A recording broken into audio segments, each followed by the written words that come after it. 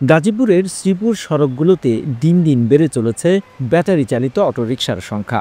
তিন চাকার এসব যানবাহনের কারণে অনিরাপদ হয়ে উঠছে ঢাকা ময়মনসিংহ মহাসড়কের শ্রীপুর ১৩ কিলোমিটার এলাকা। দুর্ঘটনার আতঙ্ক নিয়ে চলাফেরা করতে হচ্ছে পথচারীদের।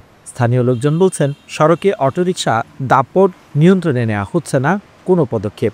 মানুষের এই ভোগান্তি দুর্ঘটনা থেকে রেহাই পেতে এবং সড়কে নিরাপত্তা ও শৃঙ্খলা ফিরিয়ে আনার জন্য দ্রুততম সময়ের মধ্যে কার্যকর ব্যবস্থা নেওয়ার দাবি জানিয়েছেন উপজেলাবাসী। একাধিক অটো চালক বলেন, আমরা মাসোহারা দিই। অভিযোগ রয়েছে, মাসোহারা না দিলে মামলা দেয় পুলিশ। নিরাপত্তার জন্য হাইওয়ে পুলিশকে মাসিক ৭ থেকে ১৩,০০০ টাকা করে দিতে হয় অটো চালকদের। মহাসড়কের ১৩ কিলোমিটার এই অংশ ফুটপাত, ভ্যান গাড়ির উপর দোকান বসিয়ে মহাসড়ক দখল করে রাখা হয়। ওইসব ভাসমান ভ্যান গাড়ি থেকেও দৈনিক চাঁদা ওঠানোর অভিযোগ রয়েছে।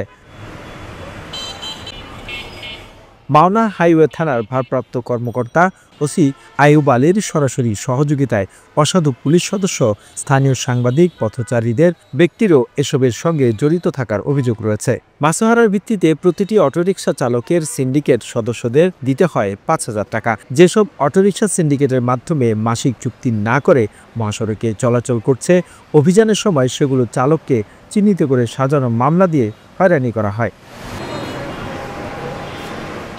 মহাসড়কের ৩ চাকার যানবাহন চলাচল উচ্চ আদালতের নিষেধাজ্ঞা থাকলেও ঢাকা ময়মনসিংহ মহাসড়কের শ্রীপুরে প্রতিনিয়ত এসব গাড়ি দেখা মিলছে। ৩ চাকার যানবাহনের পাশাপাশি দূরপাল্লার যাত্রীবাহী বাসসহ বিভিন্ন ভারী যানবাহনের বেপরোয়া গতি, ফিটনেসবিহীন যানবাহন চলাচল এবং অদক্ষ চালকের কারণেই সড়কে মৃত্যুর মিছিল বাড়ছে। মহাসড়ক হয়ে উঠছে মৃত্যুফাত।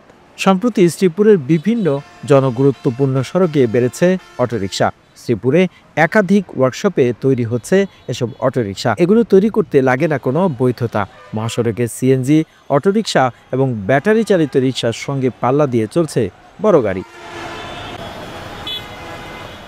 হাইওয়ে পুলিশ অন্যান্য যানবাহনের বিরুদ্ধে অভিযান পরিচালনা করলেও ৩ চাকার যানবাহনে তাদের সামনে দিয়েই চলাচল করছে। ঢাকা ময়মনসিংহ মহাসড়কের শ্রীপুর উপজেলার ব্যস্ততম গড়গড়িয়া মাস্টারবাড়ি, মাওনা চৌরাস্তা, জৈনা বাজার চলাচল করে ৩ চাকার গাড়িগুলো। The news Bangladesh desk report.